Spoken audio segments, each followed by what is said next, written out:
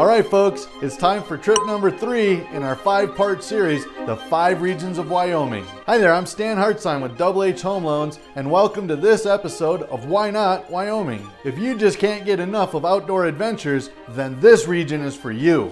Today, our journey is going to take us from the Rockies to the Tetons. So buckle up, why not go for a ride with me through this beautiful region. Today, we'll be starting out in Laramie, Wyoming at the House for Historic Women. So here's something you may not know. Right here in Wyoming, 13 local women paved the way for the women's suffrage movement, giving women the right to vote and hold office. Back on September 6 in 1870, Louisa Gardner Swain became the very first woman in the whole country to vote under the Wyoming Territory Law. This gave Wyoming the name the Equality State. So while we're here, why not visit the Laramie, Wyoming Territorial Prison State Historical Site?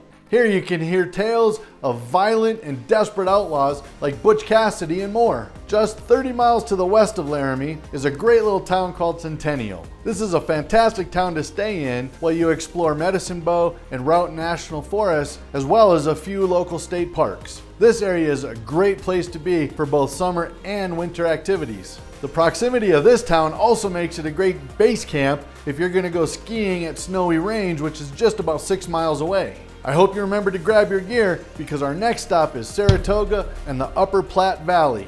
Oh man, we can spend the day fishing the 6 Mile Gap, or we can head over to the Grand Encampment before heading to the Hobo Hot Springs for a nice relaxing soak. The entire south end of this region is filled with outdoor activities that would rival any place on earth. The epic mountain biking trail system and rock climbing are just 2 of the many activities that keep people coming back again and again. Now it's time to get back on the road and head north up to the town of Rawlins. And guess what? We get to take another prison tour. This time, we're going to get to learn all about the Rawlins Frontier Prison. There were more than 13,000 people incarcerated here, including some women, and many of them were rehabilitated by working in the broom factory at what is now known as the Old Pen. This tour is super fun, and it only takes about an hour, so we can jump right back on the road and continue our journey north towards the Wind River country. Along the way, I thought we could stop off in the town of Lander at the Lander Bar and Grill. It was originally a saloon,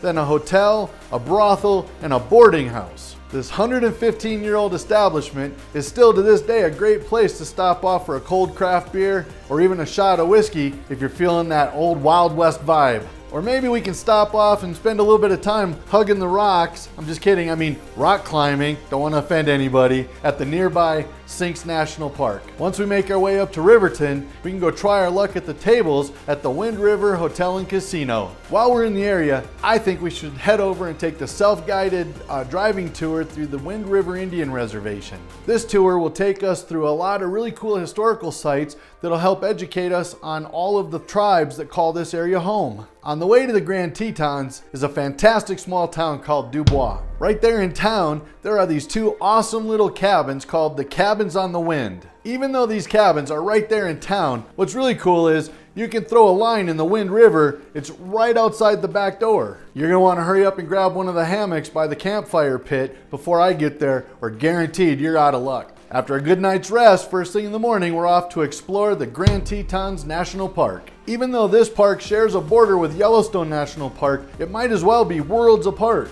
You're just not going to find the hot geysers, super volcanoes, and wild crowds here in this park. What you will find is the peaceful valleys and rugged mountains that offer amazing scenery for folks just like us to come back and partake in year after year. So here we are once again, right outside of Yellowstone National Park. I think I've mentioned it, all roads lead to Yellowstone.